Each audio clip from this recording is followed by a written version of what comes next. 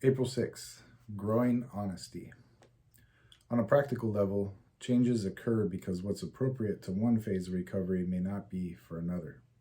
Basic text, page 105. When we first came to Narcotics Anonymous, many of us had no legitimate occupation. Not all of us suddenly decide we're going to become honest and productive model citizens the moment we arrive in NA. But we soon find, in recovery, that we are not so comfortable doing many of the things we once did without a second thought when we were using. As we grow in our recovery, we begin to be honest in matters that probably hadn't bothered us when we used. We start returning extra change a cashier may have given us by mistake, or admitting when we hit a parked car. We find that if we can begin to be honest in these small ways, the bigger tests of our honesty become much easier to handle. Many of us came here with very little capacity to be honest, but we find that as we work the 12 steps, our lives begin to change.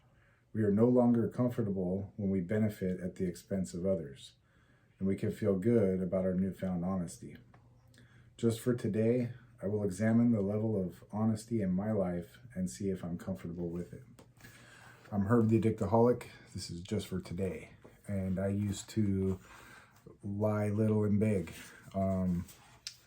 I used to steal razors because I thought that they were too expensive, that the company was charging too much for these little things. And so, I would justify stealing a razor or a pack of razors and then maybe buying, one pack a month, but then the rest of them I would steal, and I had this justification going on inside as to, how I could be dishonest.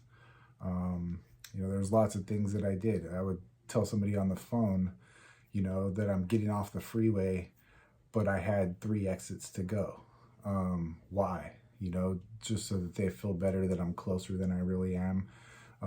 Little things like that, embellishing on a resume for a job, and I help people with resumes today, and I help them, get their stuff together, and I help people get jobs, for no charge. I do it as a service, but I don't embellish anymore. It's better to be honest. It's better to be clear, concise, and honest with who we are and what we've done and what we do. And it just makes it for an easier package. Somebody embellishing a whole bunch on a resume, they get hit with those questions and they're dumbfounded. It's not a good look, and that's just part of it. Not to mention, let's say you do get the job.